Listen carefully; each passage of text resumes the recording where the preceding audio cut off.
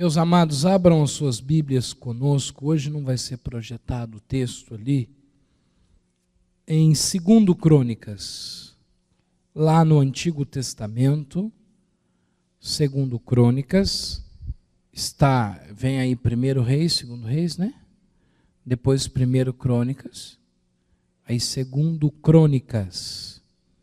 E é segundo mesmo, não segunda Crônicas. Porque segunda é quando é carta, aí é livro, né?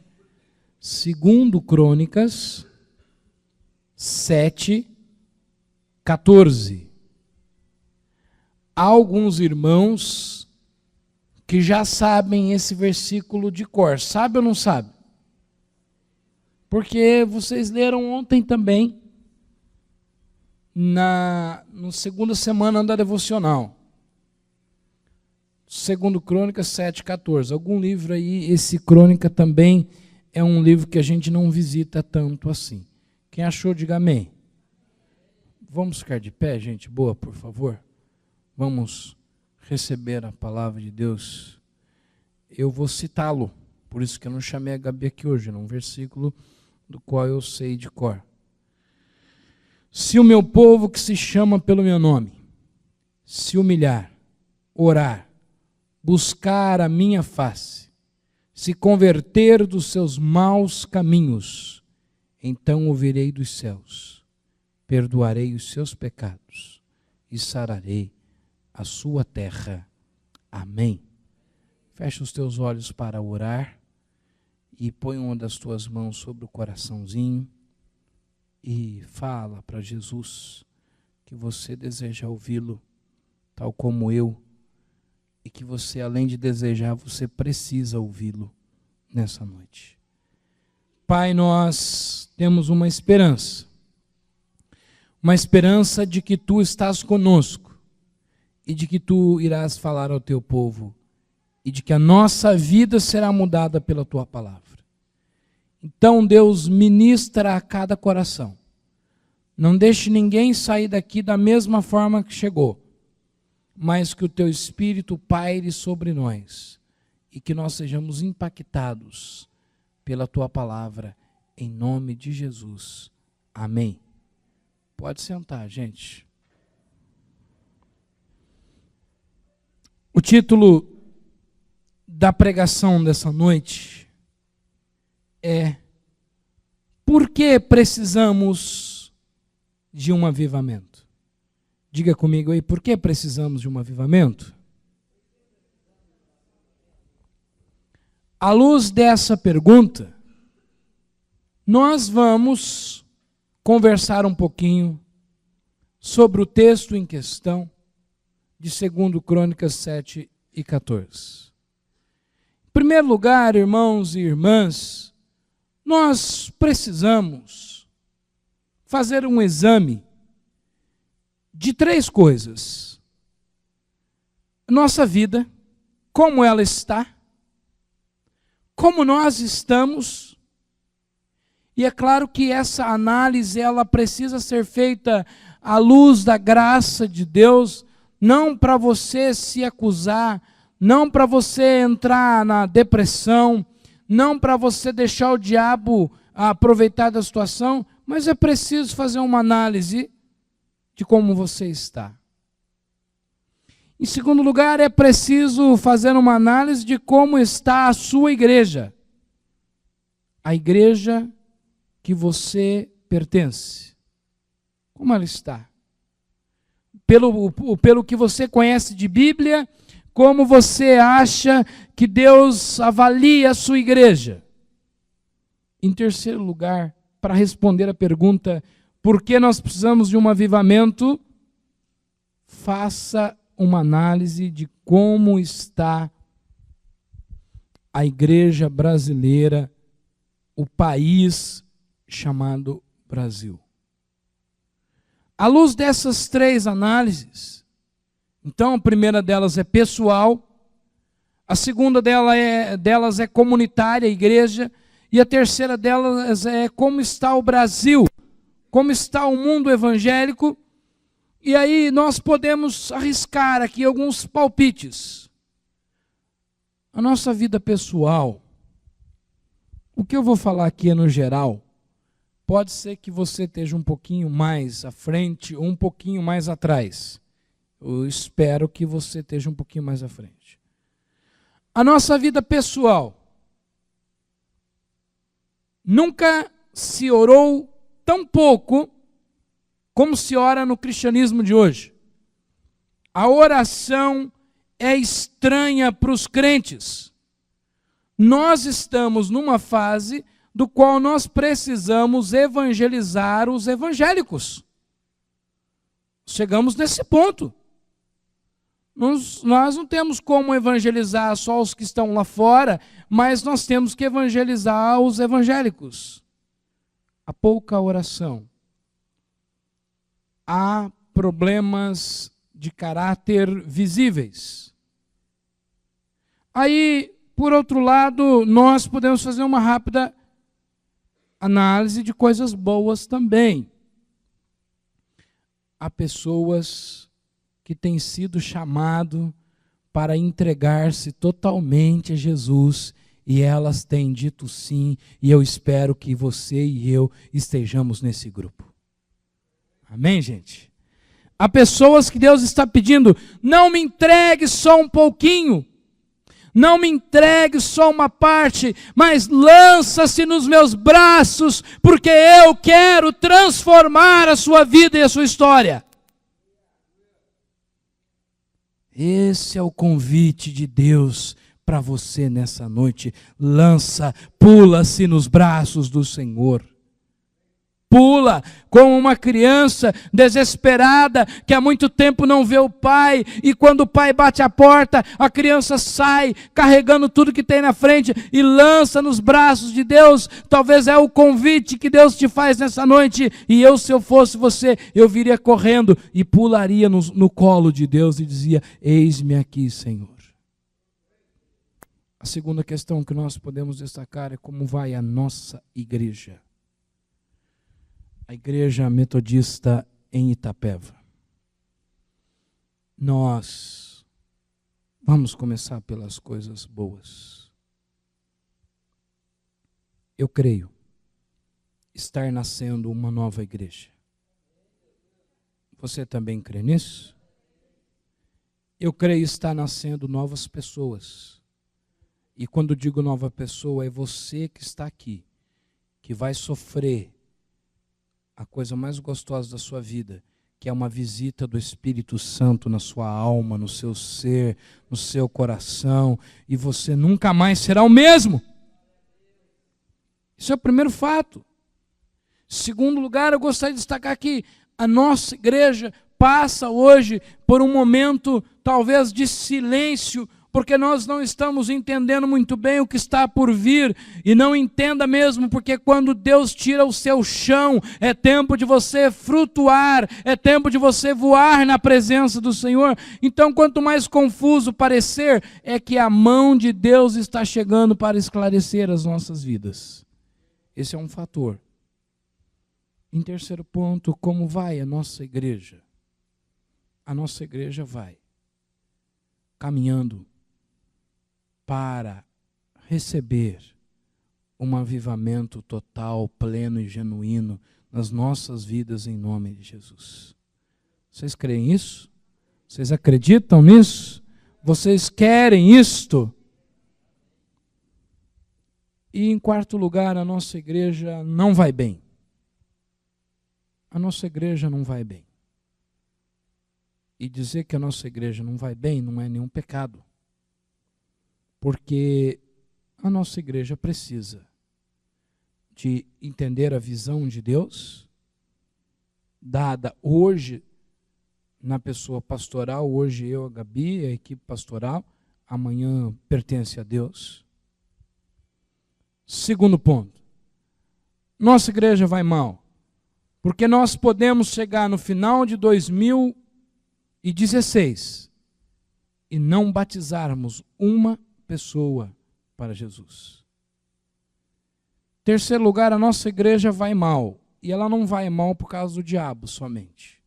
Claro que ele faz a sua parte, o seu papel. Mas ela vai mal porque nós estamos errando, porque nós não estamos remindo o tempo. nós estamos perdendo tempo. Um monte de coisas, esquecendo que o nosso tempo deve ser prioritariamente aos pés do Senhor. Então, são coisas das quais que nós precisamos corrigir.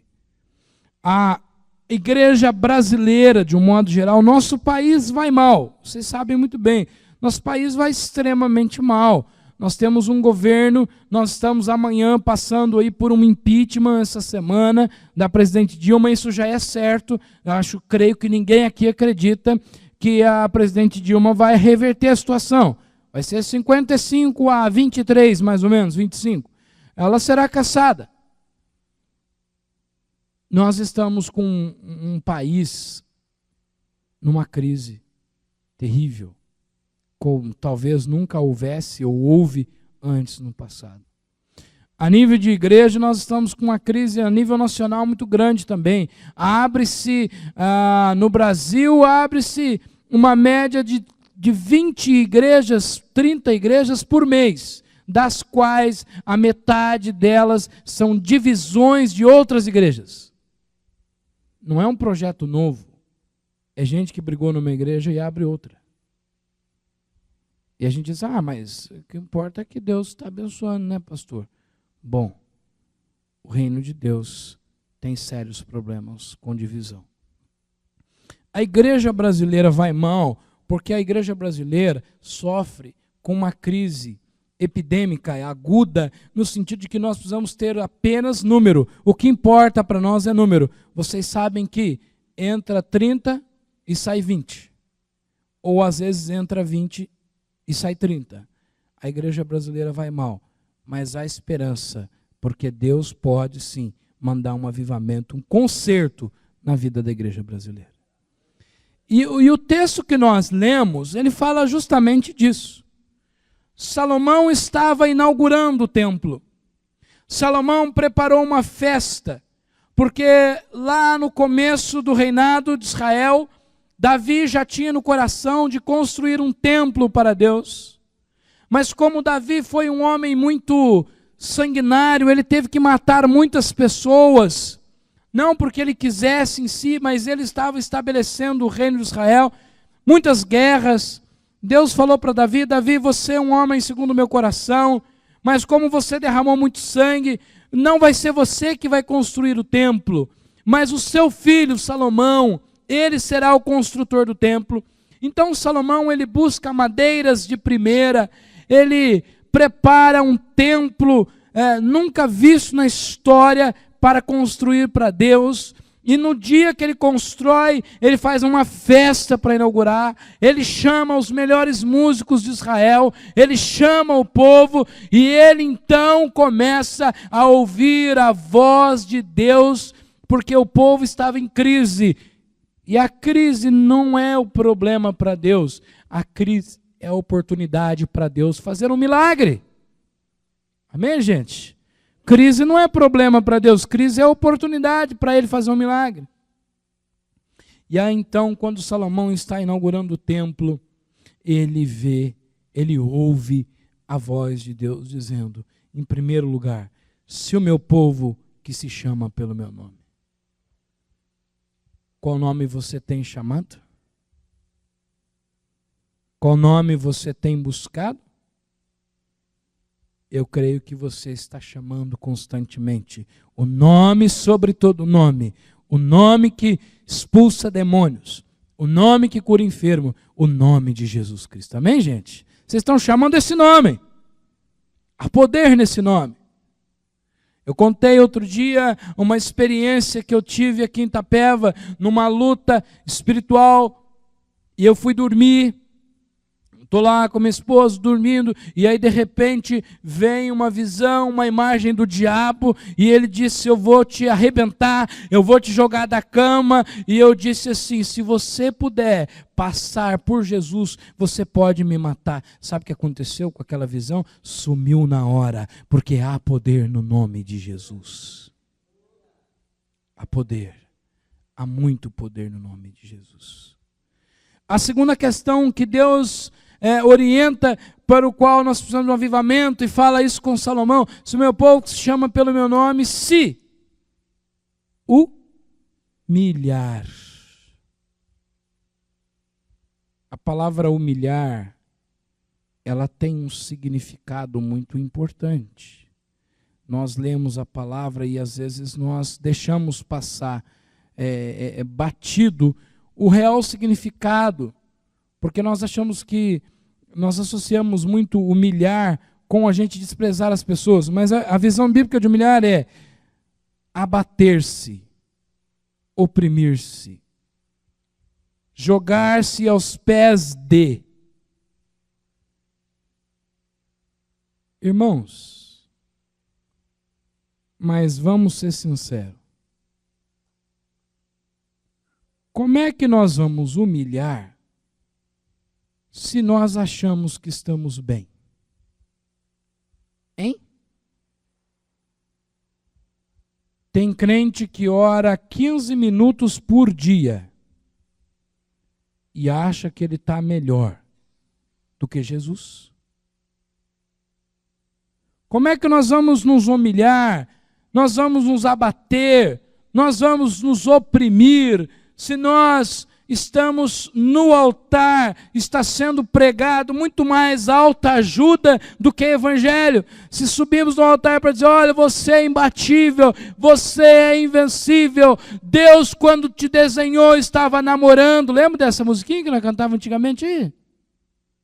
Quando Deus te desenhou, Ele estava namorando. Alguém que está namorando consegue fazer alguma coisa direito?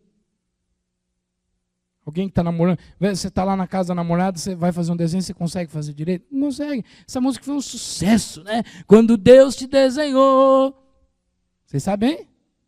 Ele estava namorando. E parece que nós subimos no altar, não para... Porque, irmãos, uma pregação séria, ela rebaixa o homem e exalta Deus. Uma pregação séria, ela exalta o Criador e não a criatura. Qual é a nossa situação? Se você não reconhecer a sua situação nessa noite, quando eu terminar essa pregação, você vai dizer: eu não tenho nada que me humilhar, eu estou bem. Ah, pastor, mas então eu venho na igreja, eu saio de casa, eu visto a minha roupa, eu tomo banho, visto roupa, venho para a igreja para escutar que eu não estou bem, pastor. Que bom que você entendeu exatamente isso. Nós não estamos bem. Nós estamos contentando com pouco, porque Deus tem muito para derramar sobre nós. A Bíblia diz lá em Efésios 3:20, ora, Ele é poderoso para fazer infinitamente mais do que tudo o que pensamos e pedimos, pelo seu poder que opera em nós.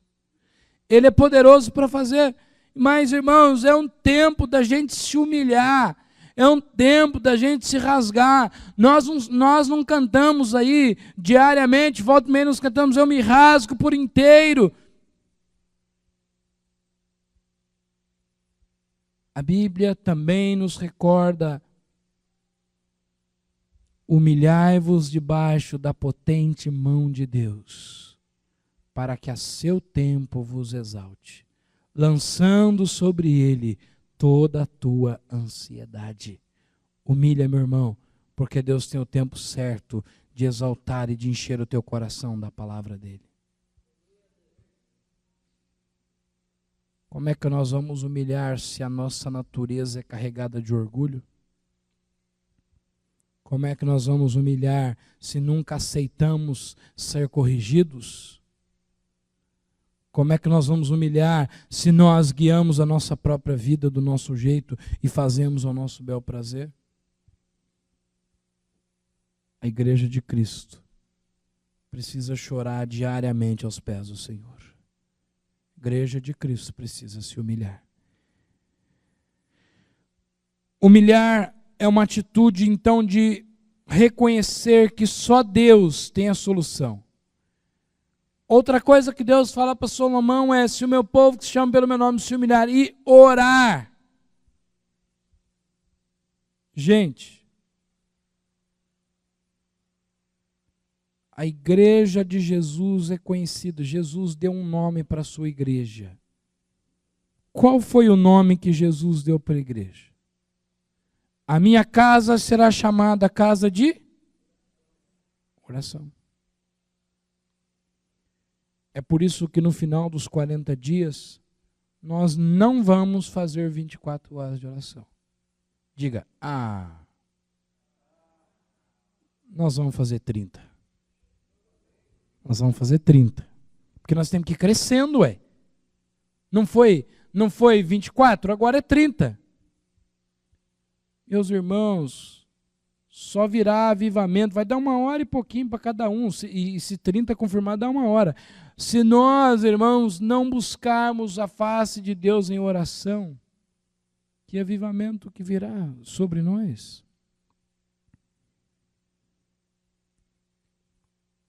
Buscar, programar, passar tempo com Deus. Hoje de manhã, lá no Encontro com Deus, eu estive ensinando o pessoal, falando um pouquinho sobre oração, a importância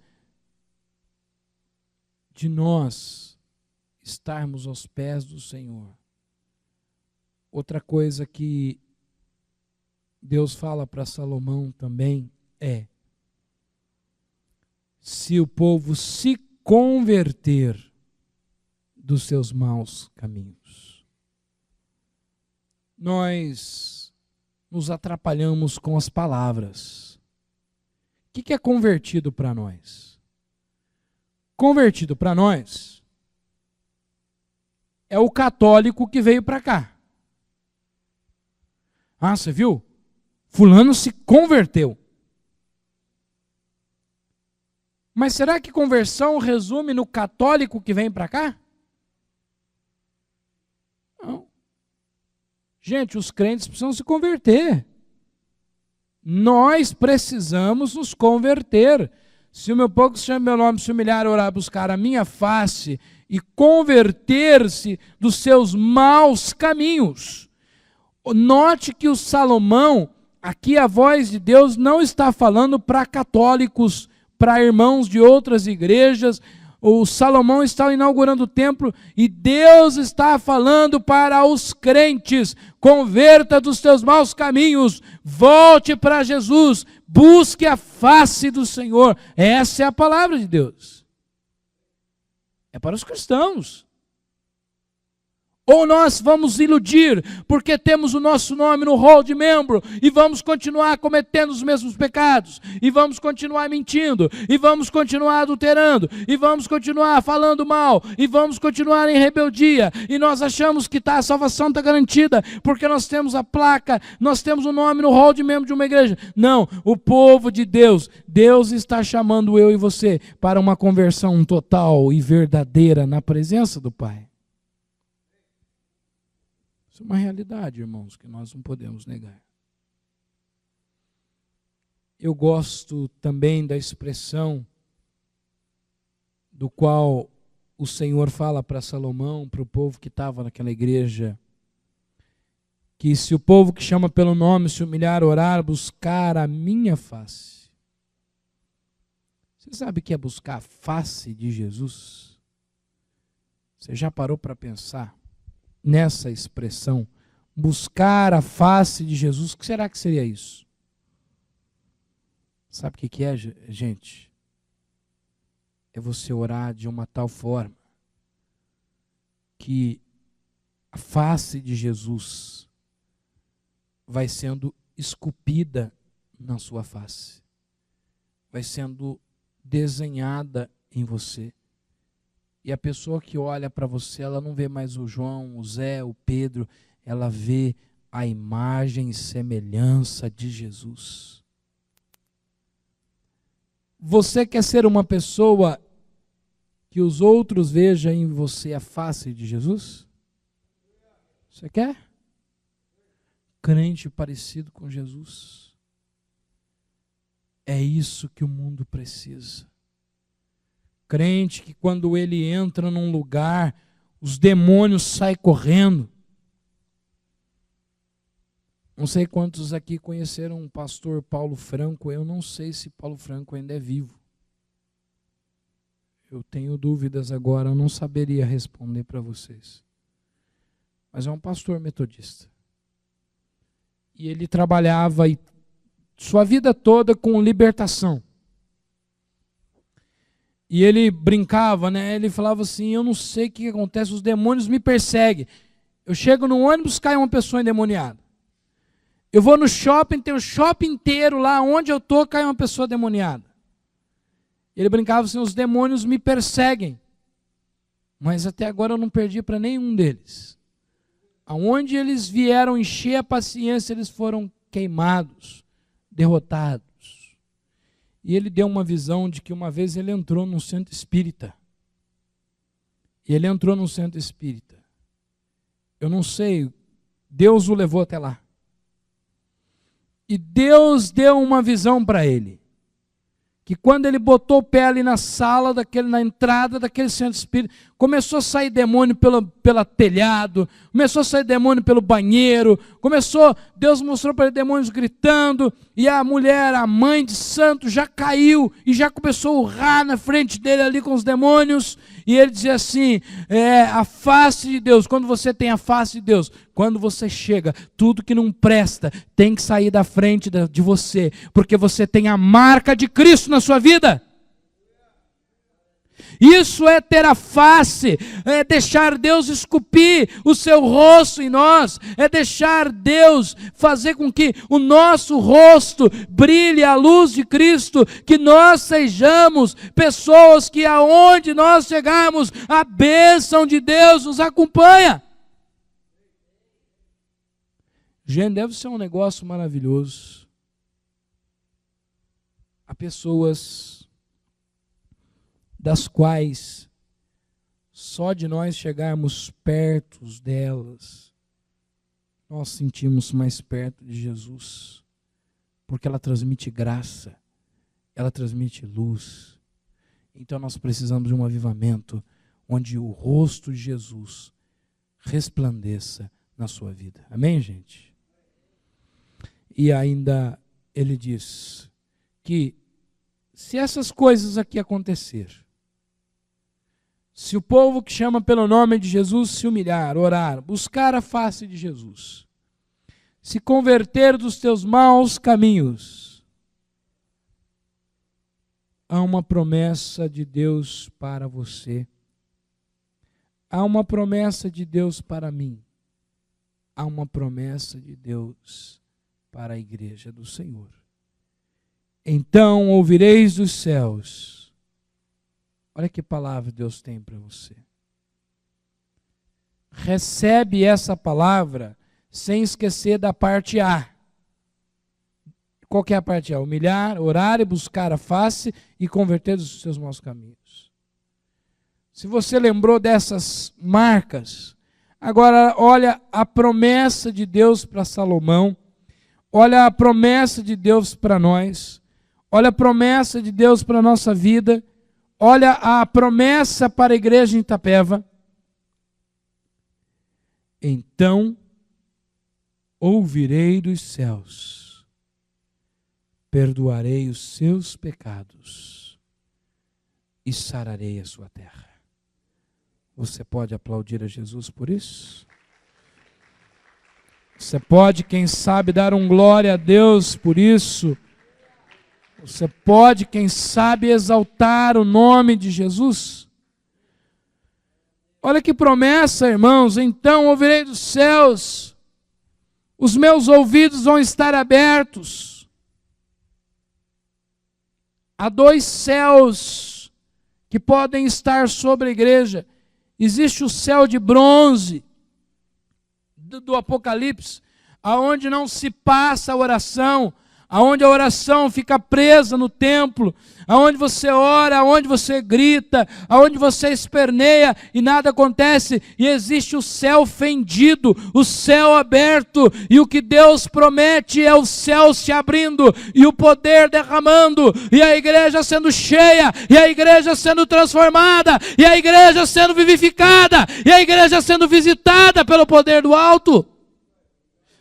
Isso é promessa de Deus, que esse céu esteja aqui, que eu e você estejamos nos humilhando, que eu e você esqueçamos quem nós somos, o nosso sobrenome, a nossa importância, e nos derramamos nos pés do Senhor, para que venha perdão, e Ele sara a nossa terra. Por que está aqui a expressão sara? Ouvirei dos céus, perdoarei os pecados e sararei a tua terra. Tem até uma igreja com esse nome, né? Sara a nossa terra. Por que está aqui essa expressão? Essa expressão está aqui, irmãos. Porque terra estéril não dá absolutamente nada.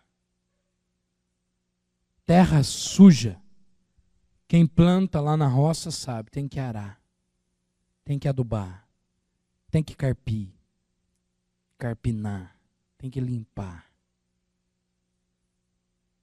E a vida espiritual é a mesma coisa. E quando você sara, você limpa a sua terra, Deus desce sobre você e os frutos são produzidos a 30, 60 e a 100, porque Deus é fiel. Então essa é a promessa para nós que estamos desejando o avivamento. Mas eu gostaria ainda de analisar com você de forma bem simples, que nós falamos no começo das 3 análises da vida pessoal, da nossa igreja e do Brasil, da igreja brasileira. Então, na vida pessoal, eu quero chamar a sua atenção. Porque lá em 2 Samuel está escrito, 2 Samuel 12, 7. E se você nessa semana puder ler o capítulo inteiro de 2 Samuel, você vai entender bem a história. A história é que nós não podemos condenar os pecados que nós mesmos cometendo. Quando eu condeno um irmão que bebe e eu bebo, o meu pecado é pior do que o dele. Eu não posso condenar os pecados que eu faço. E lá em 2 Samuel, a história que nós vemos é que Davi cometeu um pecado. O pecado de Davi foi adulterar-se com Batseba. O pecado de Davi foi matar o marido da Batseba, ou da Betseba, depende da sua tradução, porque ela era uma mulher casada. Então o profeta Natan vai até a casa de Davi, porque o papel de profeta é denunciar o pecado. O profeta Natan vai até a casa de Davi e arma uma arapuca para Davi. Olha, Davi, eu vim aqui contar uma história para você. Tinha um cara que tinha tudo que queria na vida, um monte de ovelhas, de bois, de gado, e tinha um outro que tinha pouquinha coisa, tinha uma cabritinha lá e tal. O que tinha muita coisa foi lá e matou o cara e ficou com a cabritinha. O que você faria com um cara desse, Davi? O Davi, rapidinho, disse o seguinte, ó, eu pegaria um cara desse, matava. O cara desse tem que ser morto, tem que ser destruído, tem que ser preso, tem que ser, né? Naquela época usava mais mesmo matar. O Natan falou, é isso que você fazia com o cara, Davi? Sim, é isso que eu faria. O versículo 7. Então Natan respondeu, é você, Davi, esse cara. É você, Davi. Você podia ter a mulher que você quisesse. Se você olhasse uma moça bonita, você é o rei. A gente ia e buscava para você. Você tem no seu palácio, além da sua esposa ou das suas esposas, você tem lá qualquer moça lá das concubinas que você quiser, é sua, Davi. E o coitado do Urias tinha uma mulher, seu servo, e você matou ele para ficar com a mulher dele. Irmãos, o que essa história quer dizer? que foi justamente da devocional de hoje, é o seguinte: nós condenamos muitas vezes os outros das coisas que nós mesmos fazemos, ou de coisas piores, porque nós fabricamos pecados, pecadinhos e pecadões. E nós fabricamos pecados imperdoáveis. Qual pecado na Bíblia é imperdoável? O único. Vocês sabem qual é o único pecado na Bíblia que não se perdoa? Blasfêmia contra o Espírito Santo. O que é blasfêmia contra o Espírito Santo? Basicamente, nós entendemos que blasfêmia contra o Espírito Santo é uma pessoa que o conheceu, que experimentou e vira as costas para ele. Pedro diz que é a porca voltando para comer o vômito. Basicamente é isso. Aí nós fabricamos isso. Só que nós condenamos coisas das quais nós fazemos iguais ou pior. É por isso que nós precisamos, e por isso que eu uni esse texto com a de ontem, com a de hoje, porque eu entendo assim: não haverá avivamento na igreja se não houver santidade pessoal. É você com Deus, é dentro da sua casa. A igreja é reflexo da sua vida dentro de casa. E nós precisamos de um avivamento, porque nós estamos deixando o pecado fazer parte da nossa vida dentro de casa. E aí nós viemos para culto, não para adorar, não para ser cheio, mas para esvaziar um pouco o peso do pecado. Se tiver alguém nos visitando, você fica em paz. Agora deixa eu me dirigir aos crentes, aos irmãos dessa igreja. Meu irmão, não venha para culto para sentir alívio. Porque você sentir alívio no culto, a hora que o culto acabar, o teu peso volta. Venha para o culto para buscar a face de Deus. Venha para o culto para buscar a santidade de Deus. Venha para o culto para adorar a Deus. Então nós precisamos de um avivamento, sim. Para a nossa vida ser exatamente igual aos nossos discursos. Para a nossa vida pessoal. Para nós não condenarmos aquilo que os outros fazem, mas que a fundo nós fazemos. Isso tem um nome na Bíblia, e o nome disso é farisaísmo. Era o que os fariseus faziam. Cria-se leis para os outros, mas leis das quais nós mesmos não vivemos, não concordamos. A igreja precisa de um avivamento, porque dentro de casa a imoralidade funciona, as palavras torpes funcionam, a televisão tem um trono. Outro dia eu estava reparando numa estratégia da Rede Globo de televisão. A novela da Rede Globo, a novela que está passando, não sei se já encerrou, acho que já encerrou, uma novela chamada Eta Mundo Bom. Estava assistindo um capítulo da novela e achei uma coisa interessantíssima. O ar de inocência que tem naquilo lá. Um garoto bom, chamado Candim,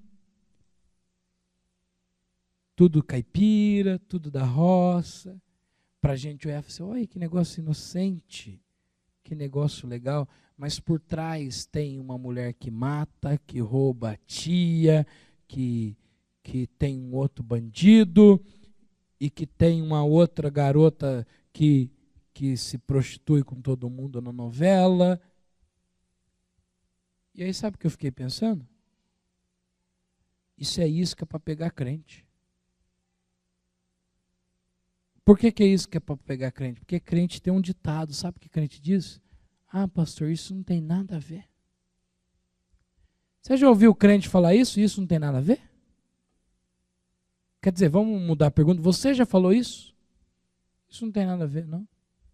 É estratégia. Põe uma coisa inocente, que eles caem e eles assistem nós. Diz que perguntaram para a mulher que escreveu a novela da Globo, Salve Jorge, por que você vai usar esse nome? Você não preocupa com os evangélicos que vai ver esse nome da novela? Ela disse assim, 40% do povo que assiste a minha novela é evangélico. Nós precisamos experimentar a nossa vida pessoal. Pessoal, sua vida com Deus, uma visitação do Espírito Santo. Na sua vida, na sua intimidade, no seu ser, nós precisamos experimentar uma visita de Deus. Amém, meus irmãos? Precisamos. Durante esses dias, nós estamos falando sim dos nossos problemas. Você vem aqui, você é confrontado. Eu sou confrontado. E não há nenhum problema nisso. Porque quando nós somos confrontados, é Deus nos corrigindo para derramar sobre nós o poder e a unção do Espírito Santo de Deus. Então isso é muito bom. Então, concluindo, nós precisamos. Por que precisamos de um avivamento? Por tudo isso aí que nós falamos e um pouco mais. Segundo lugar, por que precisamos de um avivamento? Porque precisamos de um encontro pessoal, genuíno com Jesus Cristo, do qual nós sejamos cristãos verdadeiros. Terceiro lugar, precisamos de um avivamento para que a nossa terra seja sarada e venha sobre nós o Espírito Santo de Deus. Eu quero orar com você. Eu gostaria de pedir para você ficar de pé no seu lugar. E gostaria de pedir a você que recebeu essa oração, que vai receber essa oração, que você possa, nesse momento, pedir: Deus, sara a minha terra. Que você possa, nesse momento, esquecer todo o teu orgulho, esquecer tudo aquilo que você acha de si mesmo. Porque o Evangelho, irmãos, o problema não é o que eu acho de mim mesmo, é o que Jesus acha. Eu posso achar. Mas o importante é o que Jesus não acha, né? O importante é que Jesus tenha certeza.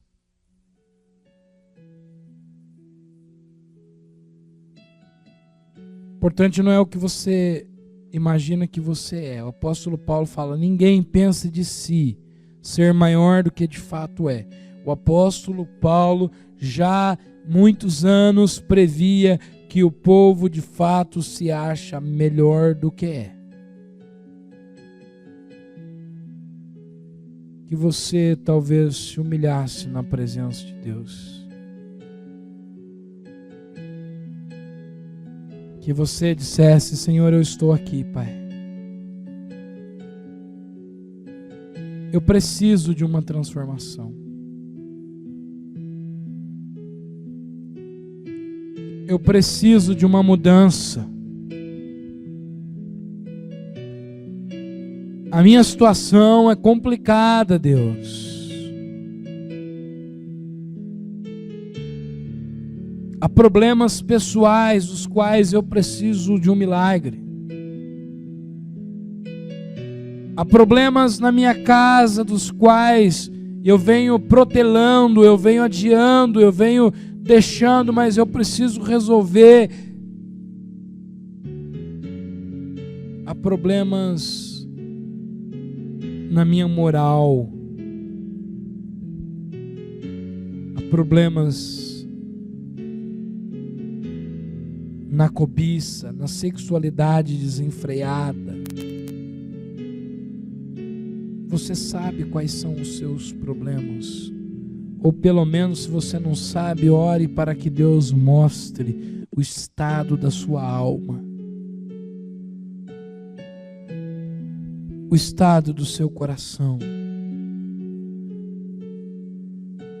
Peça para Deus que a luz dele mostre como você está nessa noite de fato, não como você pensa estar, não como você se ilude que está, mas de fato como você está, e diga a Deus: eu preciso de um avivamento,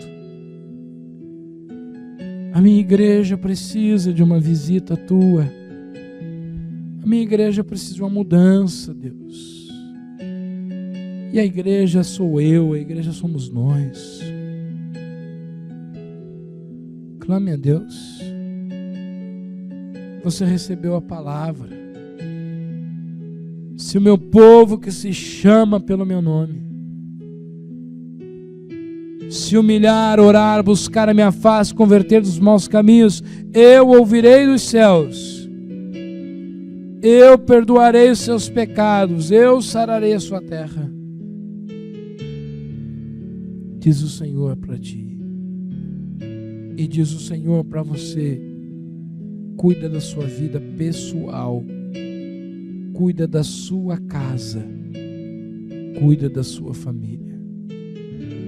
Soberano Deus, abençoa o teu povo, abençoa as nossas vidas, que nós sejamos, ó Deus, nessa noite aqui, ó Pai, renovados, santificados, e que nós saiamos daqui, pelo menos, ó Pai, com uma consciência clara de que nós precisamos de um avivamento, de que não há outra solução, de que não estamos bem, Senhor, sabemos que podemos ficar, não estamos dizendo que vamos desistir, não estamos dizendo que nós não tem mais solução, não é nada disso. Mas o que nós estamos dizendo, Jesus, nós precisamos de uma visita tua, Pai. Nós precisamos de uma visita tua em casa e na igreja. Nós precisamos de uma visita tua nos porões do coração, aonde esconde as feridas. Tira todo o nosso orgulho, Deus. A tua palavra diz que o Senhor resiste aos orgulhosos, mas o Senhor dá graça aos humildes. Então tira, Pai, o nosso orgulho, a nossa vaidade, e nos mande avivamento, Deus, e nos mande avivamento já. Só há uma solução para Itapeva. Ó Deus, a solução para a Igreja Metodista de Itapeva não está em pastores, não está em mim nem outro que possa vir. A solução para a Igreja Metodista de Itapeva não está na mudança de endereço, não está na pintura do prédio, na troca do altar, mas a solução dessa igreja está, Deus, numa visita do Senhor, numa mudança de mente, uma mudança de coração, uma mudança de clima, uma mudança de alma. Só o Senhor pode fazer, Deus. Só o Senhor pode. Nós declaramos, ó Pai, que nós precisamos totalmente do Senhor. Nós declaramos, ó Deus, que a nossa vida está no teu altar. Que o Senhor nos abençoe. Que o Senhor, ó Pai, abençoe a nossa casa, a nossa vida pessoal, para que nós não estejamos como Davi, um rei para as pessoas que estão lá fora, mas um miserável para ti, vivendo no pecado. Santidade das nossas vidas é o nosso clamor, em nome e pelo amor de Jesus Cristo. Nós oramos e nós agradecemos, em nome de Jesus, em nome de Jesus. Amém. E que o Senhor venha mandar avivamento sobre nós. Amém, irmão?